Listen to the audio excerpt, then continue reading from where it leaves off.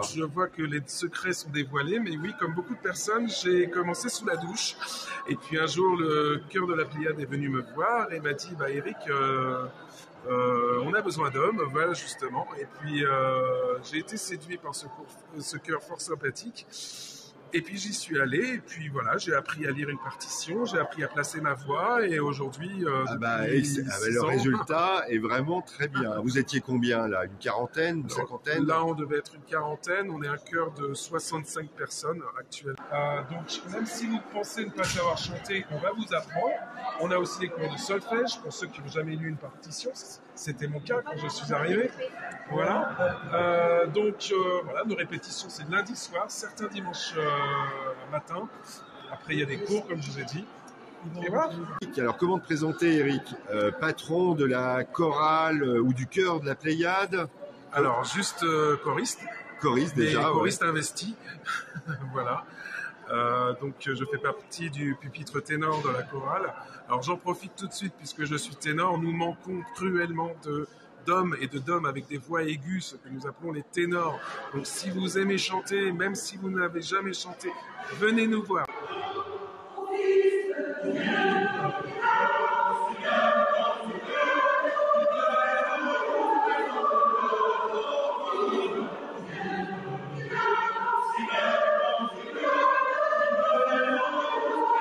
Si vous n'avez jamais chanté, venez nous voir, on vous donne des cours de technique vocale, on est là pour vous accompagner. C'est plus qu'un chœur, c'est même une école.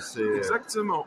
Voilà, pour ceux qui n'ont pas trop confiance en eux, on a tout ce qu'il faut, on a des bénévoles qui sont investis, qui vont donner des cours de solfège, de technique vocale. Notre chef est un professionnel aguerri, il saura vous conseiller pour placer votre voix, pour placer votre souffle. Et puis, il faut toujours commencer par quelque part. Il faut toujours commencer un jour, et puis les choses viennent petit à petit.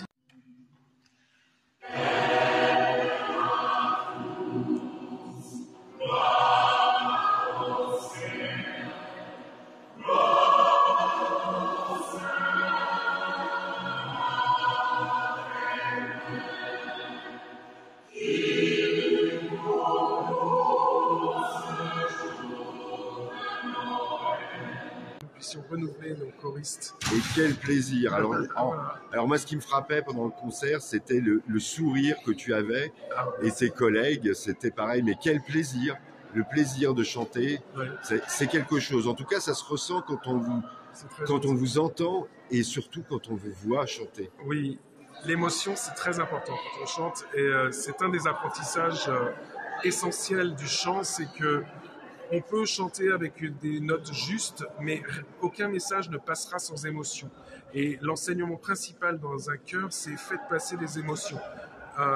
Et voilà, c'est très très important. Alors c'est dommage que vous ne voyez pas la tête de notre chef de chœur quand il nous dirige, mais c'est lui qui nous communique toutes ces émotions.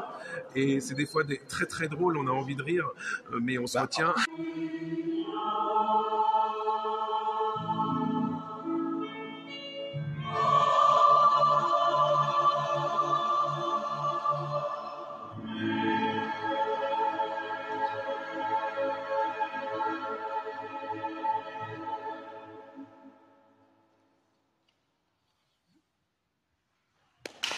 Vous nous avez fait chanter Petit Papa Noël. J'ai trouvé ça génial comme fin. Tout à fait. Dans notre concert, on a inclus quelques œuvres qui sont très connues. Il y en a profanes et sacrées. Voilà, profanes ou sacrées, mais et très populaires. Et très connues.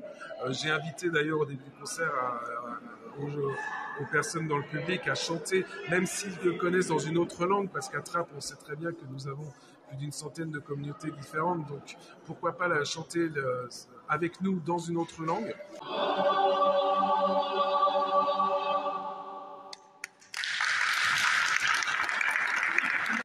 Toi, tu es un concitoyen de Trappes, hein? Oui, tout à fait. Oui. Je vis sur Trappes depuis 25 ans. 25 ans déjà, ouais. On s'est croisés quelques fois. Ouais. Bah écoute, je te remercie, Eric. Je t'en prie. Et c'était un super concert.